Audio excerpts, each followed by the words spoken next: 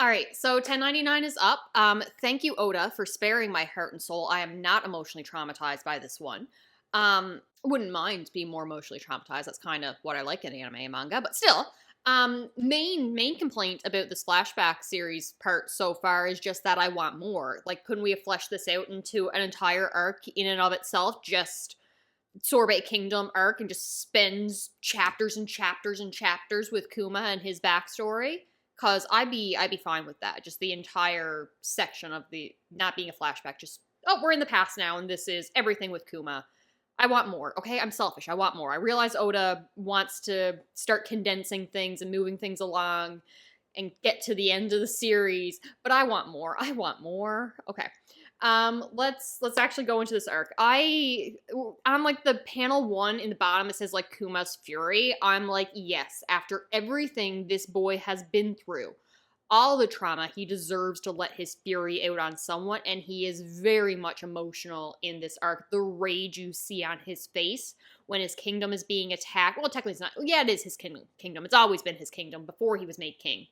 Former king has come. He's burning the place down, saying he's taking inspiration from someplace in the Far East Blue that burnt a city down and all their garbage to leave it pristine and clean and got support from the Celestial Dragon. So Luffy and Sabo and Ace's home. Yes, thank you. Thank you for bringing up the most traumatizing chapters of my life that have scarred my soul.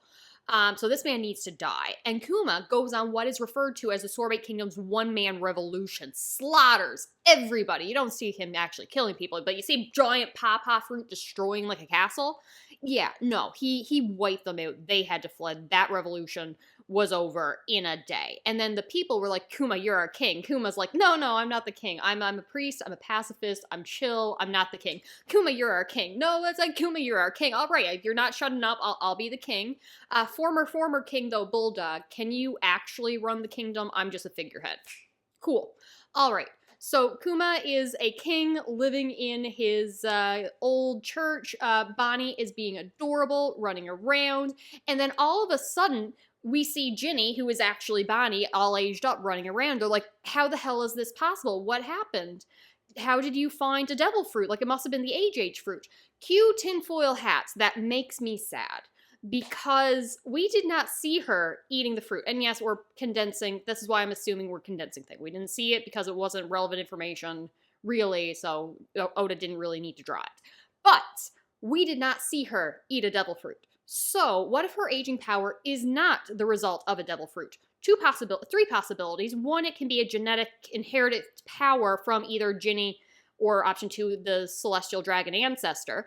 This is possible because random people can have just random powers. In the beginning of the story, when we're on the island with the giants, Little Garden. Was it Little Garden? I think it was Little Garden. We had the girl with the painting power and could hypnotize and manipulate emotions and all that. That was not a devil fruit, I'm pretty sure. I'm pretty sure that was just a power she randomly had. We had CP09's powers and the pussyfooting technique, which is basically super fast teleportation. Is not quite the same as being able to age yourself up. That's a really weird power to just randomly have. But what if it is a genetic power and not actually a devil fruit? More than likely what happened is she was eating her meals and one of the devil fruits just randomly turned into the age fruit because the previous owner died somewhere and it just appeared in front of her and she ate it.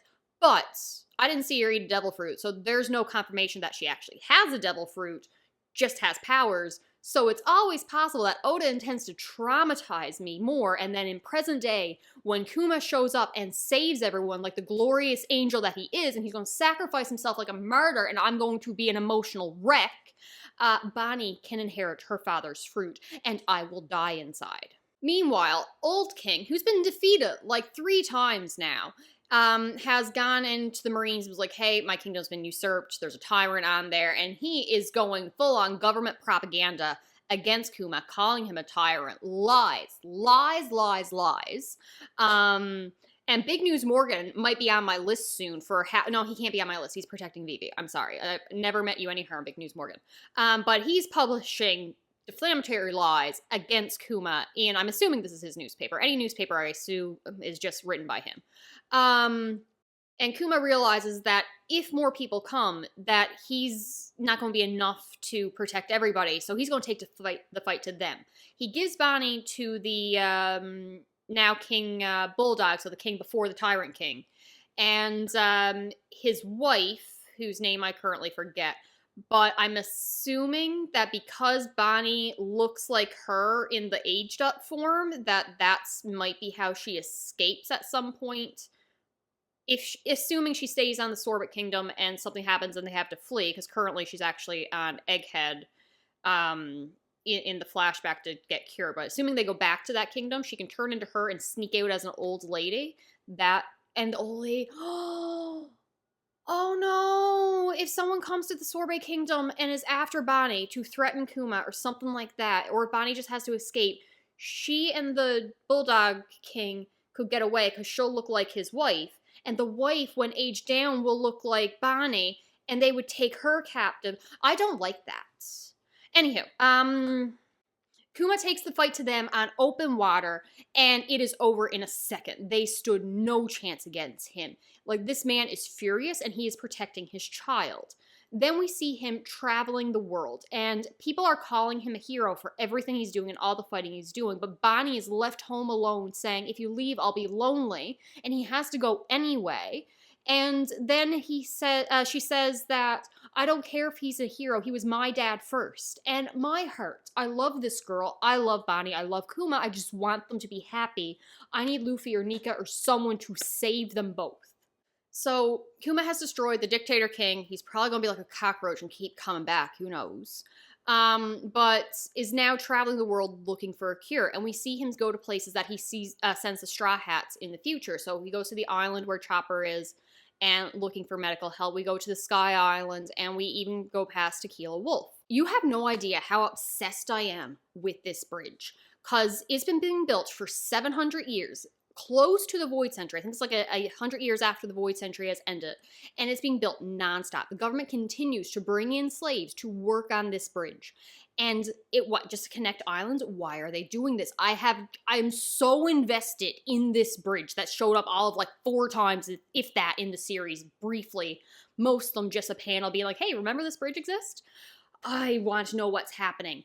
I've seen some things talking about how it's inspired by a railway in World War II, Burma Railway, something like that, the Railway of Death, because it was built by prisoners and slaves, prisoners of war, to build this to transport supplies from one area to the other, whether it be troops or weapons. So I'm wondering if after the war, they're like, I don't know why they would wait 100 years unless they're lying about the day it was constructed. They probably could just lie about when the construction started.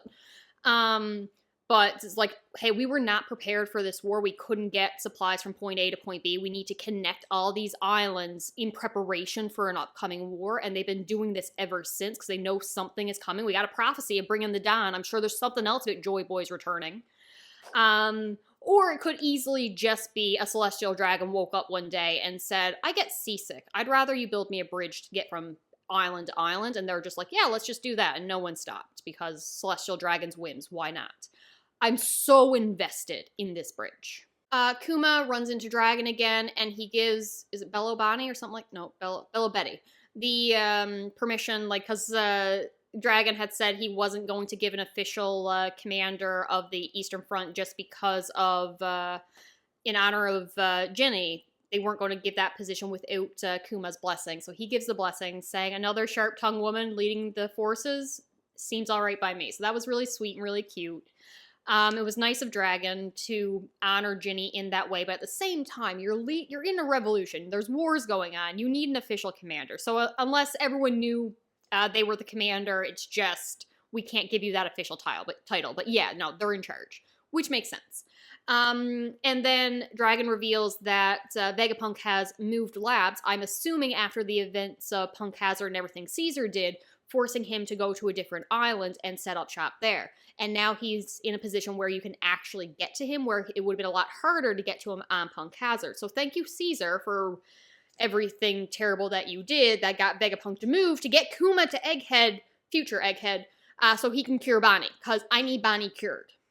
Kuma talks to Vegapunk, and I'm a little bit confused by why. I'm not confused why Vegapunk would want to clone Kuma, because scientific research and advancing there. I'm wondering why the government allowed this. Just because, like, the Buccaneer bloodline, why would they want more Buccaneers to exist? I get these are pacifista cyber orgs and probably, I mean, doesn't exactly have the blood and mind and everything, but they were created using Kuma's blood. So, wondering why the government was okay with that. It does, however, work beautifully into my theory that the pacifistas will eventually be reverted to the Revolutionary Army, because we know that Vegapunk still has respect for Dragon. He just needs the funding to pursue his endeavors, and that these pacifistas were made to protect people, made to protect the weak and fight evil, and that's what Vegapunk initially intended for them to be and to do. And my thought is eventually he put some kind of chip control message programming in their brains to eventually revert to the Revolutionary Army and increase their army numbers. Which is why they had one of the pacifistas protect the Thousand Sunny back on Sabade. So clearly there's something going on against the government. But Saturn has overheard all this stuff, and he's just like, these people are so idiotic. Like, the pacifistas or these robots, clones, whatever, are meant to be weapons. Weapons are made to kill people. So while Kuma and Vegapunk are talking about using these creations to to protect the weak and fight evil, Saturn's just there like, they're going to be used to kill people. And I love that moment for both of them, for their characters. Saturn specifically, I'm happy that we're getting more from him as separate from just the rest of the Gorosei. I just like developing him specifically. We have Bonney and Sentomaru just chilling in the background. Bonney being adorable, just like using his battle axe as a rocking horse, and Sentomaru being like, what do I do with this child? And oh my god, him protecting her in the present day. My heart. I love Sentomaru and her. I need Sentomaru to be okay. Yeah, so Kuma agrees to the cloning process to pay for Bonnie's treatment. I'm assuming the theories are going to end up being right, that Kuma's going to end up having to remove Bonnie's sickness, put into a pod, take it into himself, and then in order to save himself, become a cyborg. But who knows, maybe Vegapunk can actually just outright cure her. I love Kuma saying that he would make a deal with the devil to save his daughter, and I just love Kuma and Bonney. I need them to be okay. I really, really just need them to be okay. So that's the end of this chapter. And again, Egghead is just doing fantastic. I love this arc so very much. I think this is my favorite post-time skip. The next chapter, which there is no break week, is 1100. So, oh my god, what's Oda going to do to us? I will talk to you later. Bye.